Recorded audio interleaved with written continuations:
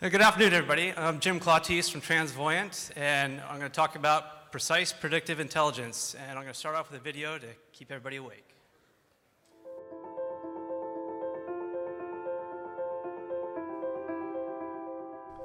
At TransVoyant, we see things in ways no one else can. We even see the future. For years, we've collected real-time data from billions of devices that make up the Internet of Things, over 1 trillion events every day. We collect data from meters, sensors, news outlets, and drones, video cameras, radar, satellites, and smartphones, and use it to see things no one else sees. We know the real-time location of aircraft in the sky, ocean vessels on the water, and trucks on the roads. For supply chain customers, we know what products fill their payloads, where the shipments are going, and when they'll arrive. For national security and intelligence customers, we see all kinds of assets and behavior, from physical facilities to people, vessels, vehicles, and more. In cities, on the sea, in adverse environments, almost everywhere. Our machine learning algorithms predict events by learning from past behavior, weather, traffic, socio-political events, people movements, and more. Our data scientists constantly improve our predictive algorithms and develop new ones, always learning.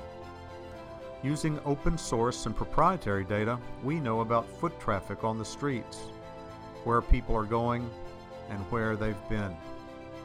We apply advanced analytics to these massive big data streams to predict future events and behavior, so you know what's coming and when, so you're prepared and can act proactively.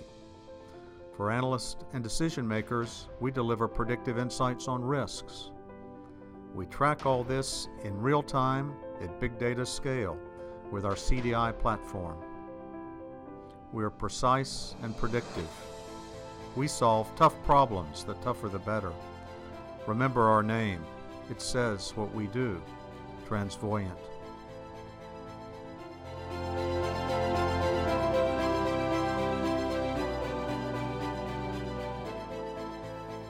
So thank you. So we were founded in 2012. Again, we're TransVoyant, headquarters up in Alexandria, Virginia. Our smart guys, the development teams, are out in Minneapolis, Minnesota, where there's a great depth of geospatial expertise.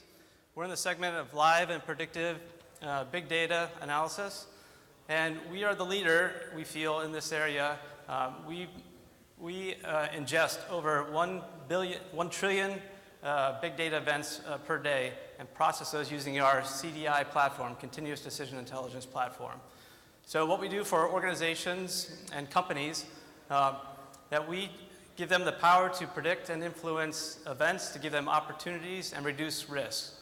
So as you can see, some of our clients and our customers that we have, we're heavily focused in the commercial arena, and what we do for them is focus on their supply chain and risk around that supply chain.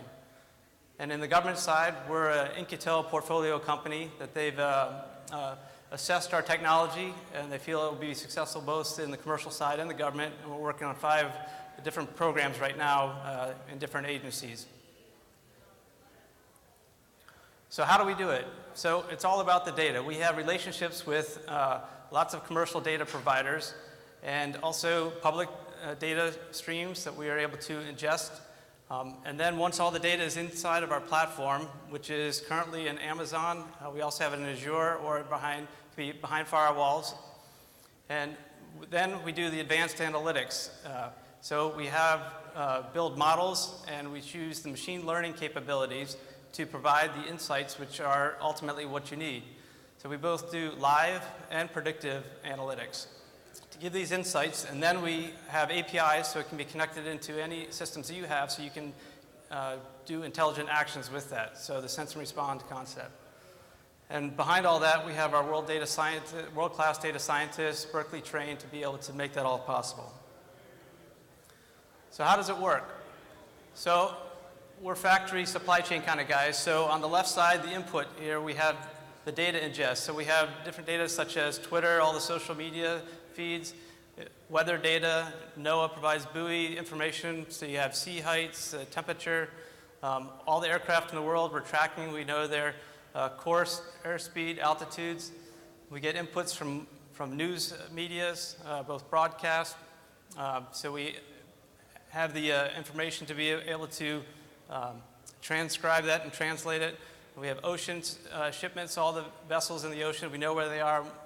We have information from satellites where they do car counting, so we get information from that, as well as cell phone locations, so we track individuals of where they're going and where they're going. So we ingest this in, we make sure we heal all the data as it's coming into the platform, give it proper quality. And then we have a Lambda architecture, which enables us to do both the real-time data and then historical data. So at the top, you'll have a discriminant rule, something like if you want to know when an aircraft is flying between 180 and 220 knots, between 1,000 feet and 3,000 feet, and loitering a certain geofence that you've described, and at the same time, about 4 hours later, a ship comes by, you want to get an immediate alert, that's what we can do in the real time. And then predictive, you're looking at that and laying in the real-time streams as they come in, analyzing it with the historical, updating those models continuously, and finding out what characteristics are that are driving that, and then do modeling and characteristics for that. Then we output that through packaging to deliver it as needed. And we have different inputs. You can go into systems, as I said, with APIs into your systems. We have some packages. We call it Precise Predictive X, P2X. We have different ones with logistics and consumer, risk, trade and finance, and intelligence. And as I said, we do this in the cloud, so it's very scalable to be able to handle that.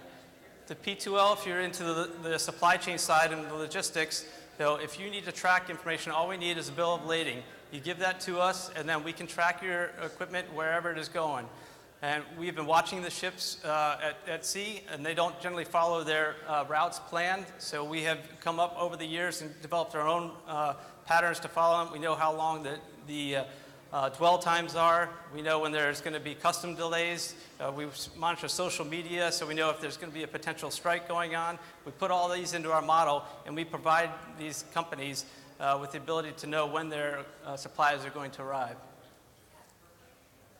On the intelligence side, we've had different agencies ask us to look at different things like countries, cities, buildings, airports, any geofenced area.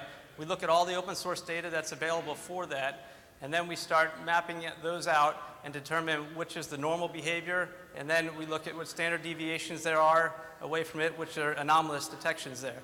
And then we do each one of those individually, then we seamlessly bring those all together and develop that pattern of life. And then at that point, then we lay on an event. So if you're looking to determine when there might be a country that's going to do a missile launch, or you might be looking when the next IED is going to occur, or when an airport might be having an attack upon it. You look at historical ones, you lay it over the pattern of life of that area, and you do the predictive modeling on that. So what does this mean for national security? Our focus is always about automation, because we feel like there's so much data that's coming out at this point that the analysts are not able to handle it. So we need to develop these systems, so that is the key for us, is getting the models to be able to handle this autonomously and have the ability to scale and move the different use cases to different geographical locations with ease. That's the end of my presentations. If you have any questions, then I'll be off to the side here to answer. Thank you very much.